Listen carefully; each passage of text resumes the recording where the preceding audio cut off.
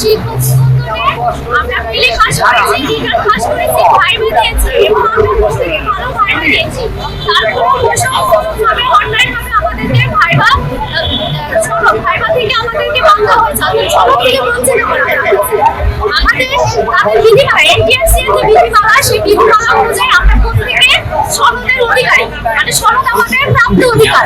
তো আমাদের সেই সনদ থেকে বঞ্চিত করা হয়েছে। আমরা সেই সনদের দাবিতে এখানে ৪৩তম দিন অবস্থান করছি এবং গতকাল থেকে ২৪ ঘন্টা চলতেছে আমাদের দ্বিতীয়তম অনশন কর্মসূচি। এনটিআরসির যে বিধিমালা, সেই বিধিমালা অনুযায়ী আমরা প্রথম প্রিলি পাস করছি, তারপর আপনার লিখিত পাস করছি। লিখিততে যারা উত্তীর্ণ হয় তাদের বিধি অনুযায়ী লিখিত পাস করার পরে ওই লিখিত যে আমাদের মার্কটা, ওই মার্কটা কাউন্ট করে আমাদের মেধা তালিকা হয় এবং সেই মেধা তালিকা অনুযায়ী আমাদের প্রত্যেকের জব হয়। যদি আমাদের লিখিত মার্ক ভালো থাকে তাহলে জব হয়, না হলে হয় না।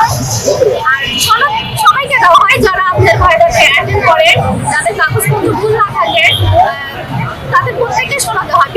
মানে নিবন্ধনগুলোতে যেভাবে দেওয়া হয়েছে, একজন প্রার্থী যদি আপনার লিখিত পাস করে, সে ভাইভাতে উপস্থিত যদি থাকে এবং তার কাগজপত্রে যদি কোনো ত্রুটি না থাকে তাহলে তাকে 100% সনদের অধিকারী এবং তাকে সনদ দেওয়া হয়। আমাদের 18তম এসে তারা হুট করে আমাদের আমরা ভাইভাতে অ্যাটেন্ড করেছি, প্লাস আমাদের কাগজপত্র ঠিক ছিল এবং আমরা প্রত্যেকে ভালো মানে ভাইভাতে ভালো কোশ্চেনের অ্যান্সার করছি। করার পরেও ভালো ভাইভা দেওয়ার পরে আমাদের হিউজ পরিমাণ অর্থাৎ ২১,০০০ ক্যান্ডিডেটকে তারা বাদ দেওয়া হয়েছে, যেটা তাদের নীতি বা বিধিমালা বহির্ভূত। এখানে এটাই হচ্ছে বৈষম্যমূলক গভর্নমেন্ট স্কুলে দেখাইছি যে আমাদের সাথে কি ধরনের বৈষম্য করছে। ওনারা প্রত্যেকেই কিন্তু বলছে যে হ্যাঁ, তোমাদের দাবিতে যৌক্তিক, তোমাদের সাথে বৈষম্য করা হয়েছে এবং ওনারা প্রত্যেকে আমাদেরকে আশ্বস্ত করেছে।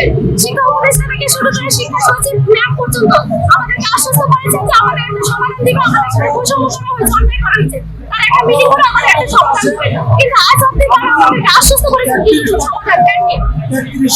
এবং রিসেন্ট আমরা সেই আশ্বস্ততার উপরে এই মাঠে অবস্থান করছি। এখানে কোনো রাজনৈতিক দল বা প্রশাসন থেকে আপনাদের কাছে কেউ এসেছে কি?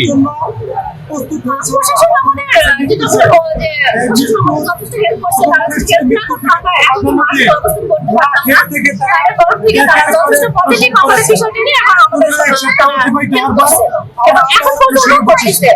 আর রাজনৈতিক নেতা আমাদের গেছি কম বেশি, কিন্তু তারা হয়তো মাঠে এসে কিছু কথা বলেনি, কিন্তু তারা আমাদেরকে বলছে যে আমাদের তরফ থেকে আমরা যত পারি ফোন দিয়ে বলা বা যেভাবে হোক আমরা হেল্প করবো, আমাদের দ্বারা যদি তোমাদের উপকার হয় বা তোমাদের অধিকার ফিরে পাও তাহলে তো আলহামদুলিল্লাহ। আপনার পরিচয়টা দেন।